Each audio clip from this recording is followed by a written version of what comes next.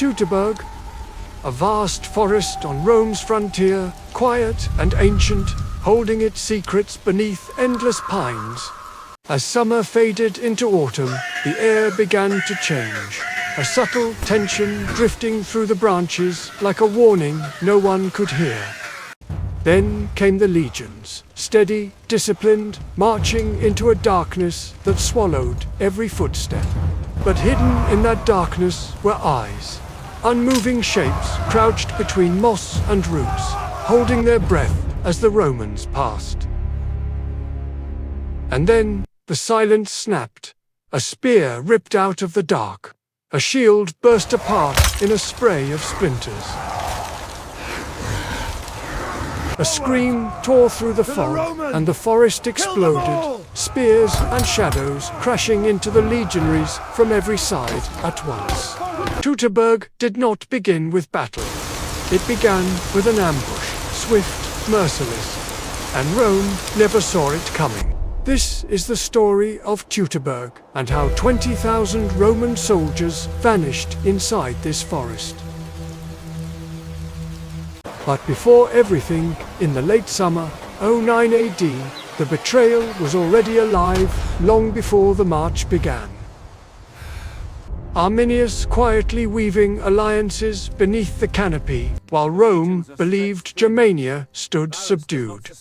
Arminius had spent years winning Rome's trust, fighting in their wars, wearing their armor, speaking their tongue, while nurturing a loyalty to the tribes that Rome never saw. He met chieftains in hidden groves, uniting clans divided for generations. Their oath was forged not in words, but in shared memory and the promise of reclaiming their land. When Varus sought counsel on the route, Arminius pointed to the Teutoburg Forest, calling it efficient, safe, and necessary, while knowing it would tear Roman formations apart. As the legions prepared to march, warriors from the Carusi, Bructeri, Chatti, and Marsi were already moving through the trees, arriving long before Rome knew danger waited. By the time Arminius rode at the head of the column, the trap was no longer forming. It was complete. The march was not strategy, it was execution. When he finally requested to ride ahead, it was not betrayal beginning, it was the signal. The forest held its breath, waiting for his return to unleash everything it had hidden. As the column pushed deeper, the forest narrowed around them. Fog pooled across the road, while high above, hidden Germanic scouts watched in silence. They noted every slowdown, every break in the line, seeing Rome's order weaken long before Varus sensed it. The terrain tightened into choke points, ridges pressing close, rain falling harder with each mile. From the high slopes, the scouts signaled deeper into the woods before slipping back into the mist. The trap was nearly set. Arminius didn't need to strike yet. The forest was already shaping the battlefield. Below, legionaries hunched against the rain, unaware the land around them was turning into an enemy. Germanic warbands moved unseen through the canopy, converging without a sound. By the time the Romans sensed the darkness closing in, their path of escape had already vanished. Across the ridges and hollows, Germanic warbands settled into their hidden positions, each warrior knowing exactly where to stand, how to wait, and when to strike. Veteran fighters crouched behind tree trunks and mounded earth, shields wrapped in cloth to muffle blows, spears held low and steady for the first deadly volley. Younger warriors moved with practiced silence. Chieftains moved between their warriors, adjusting positions with subtle gestures. No speeches, only the calm certainty of what must come next. Hidden archers tested the tension of their bowstrings. Shield bearers dug their heels into the soil, bracing for the opening rush that would shatter the Roman line before the enemy could form a single rank. and across every hidden pocket of the forest, thousands waited for one thing: Arminius' return. The signal that would turn silent preparation into war. From the depths of the forest, Arminius emerged at last, no longer a Roman commander, but the leader of the waiting tribes. One raised spear from him, and the ambush began. From the heights above the Roman line, the first volley of spears plunged downward, falling with such force that shields split before soldiers even looked up. Officers shouted to form a line, but the road was too narrow. Men crushed shoulder to shoulder, unable to turn their shields toward the attack.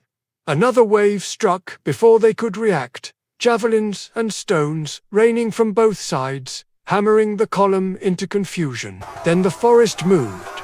Germanic warriors burst from the trees in a surge of fury, their war cries rolling through the canopy like thunder unleashed. They slammed into the Roman flank first, hitting men with no space to brace, driving them backward into mud, roots, and each other. Cut off from the rear, unable to regroup, the legionaries fought as isolated fragments, Rome's discipline dissolving in the space of a heartbeat.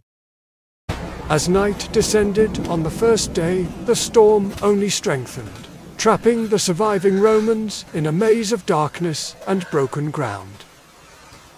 Scattered groups attempted to regroup, but every trail led deeper into unfamiliar terrain, and every shadow felt like the beginning of another attack.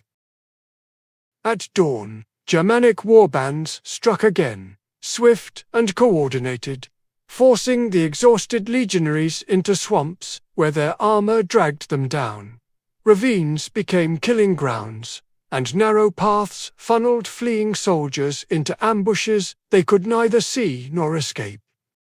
Commanders tried desperately to restore order, but the forest swallowed their voices, leaving each pocket of survivors to fight alone. By the third day, Roman formations were gone, broken into fragments, wandering blindly through storm and mud. Standards vanished beneath the weight of the rain, and scattered shields marked where entire units had fallen without ever reforming their lines. Understanding that no rescue could reach him, Varus chose death over capture, his final act swallowed by the same forest that consumed his legions. When the storm finally lifted, silence returned to Teutoburg. An unnatural, quiet settling over the land where so many had fallen. 20,000 Romans had marched into the forest. Almost none emerged, their fate sealed among the roots and shadows of a land they underestimated. The news reached Rome like a wound, shaking the empire and leaving Augustus grieving for the legions that would never return. The Rhine was declared the new boundary. Germania was abandoned to its tribes, unconquered and unbroken. Teutoburg became more than a defeat. It became a reckoning, a reminder that even the greatest empire can be humbled by the land it seeks to claim. And long after the bodies faded into the soil, the forest kept the memory, quiet, patient, eternal. This was Teutoburg. A forest that swallowed an army and changed the course of an empire. If the fog of Teutoburg and the echoes of the fallen stayed with you, like this video and subscribe to follow more stories carved into the bones of history. This is What If, where the past meets possibility.